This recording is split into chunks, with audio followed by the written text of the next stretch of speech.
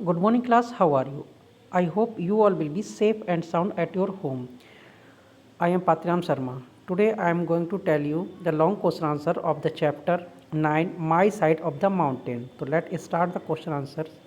First question: what skill did the narrator have that helped him to survive in the mountain?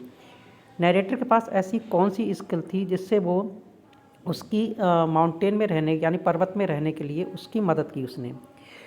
Answer is he had been learning how to make a fire with flint and steel and finding plants that could be ईटिन।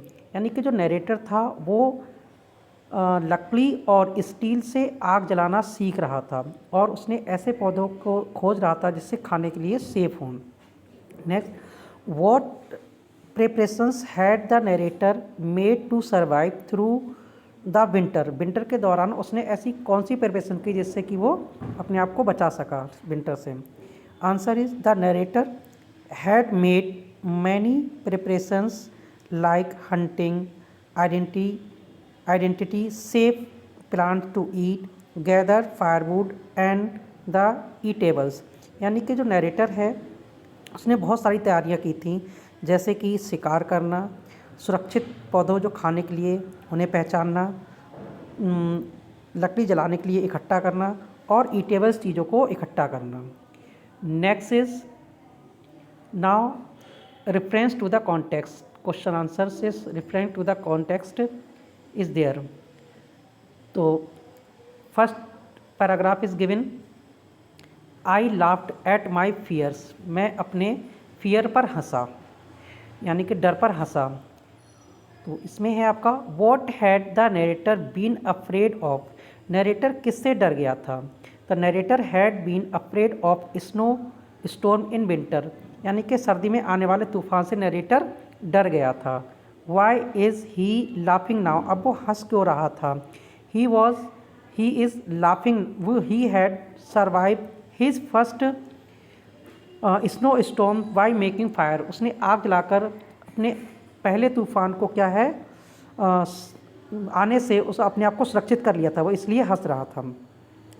Paragraph B, it was good to be whistling and carefree again because I was sure scared by the coming of the storm। यानी कि it was good, अच्छा था सीटी बजाना, care free रहना दोबारा से, क्योंकि आई वॉज श्योर, मुझे निश्चित रूप से पता था, स्केर्ड ऑफ कमिंग तूफान, की मैं जो आने वाला तूफान है उसके डर से बिल्कुल सुरक्षित हो चुका था। Now question, who is the narrator whistling to. Narrator किस लिए सीटी बजा रहा था, किसके लिए सीटी बजा रहा था? ही वॉज यानी कि फ्राइटनफुल हिज फॉल्कन, उसके जो फॉल्कन यानी चिड़िया है, बाज है, उसके डर के कारण सीटी बजा रहा था। What had happened to the narrator. Narrator के साथ क्या हुआ? Answer is he had been stuck in his home in the tree for 2 days during a storm. तूफान के दौरान नरेटर जो था वो 2 दिनों तक पेड़ के घर में रहने लगा था। नेक्स्ट इज जो paragraph C, then I realise that the forest was dead quiet. बाद में मुझे महसूस हुआ कि जो जंगल है वो एक तरीके से शांत हो गया है। Question is why does it take the narrator a little while realise that it is quiet. नरेटर को ऐसा महसूस क्यों होता है कि सब कुछ शांत है? Answer is he was busy working using the fire to smoke fish.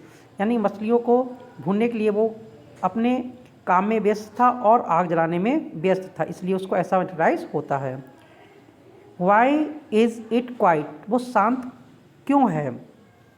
All the animals have gone into hiding, क्योंकि वो सारे जो जानवर होते हैं वो छिपने के लिए चले गए हैं।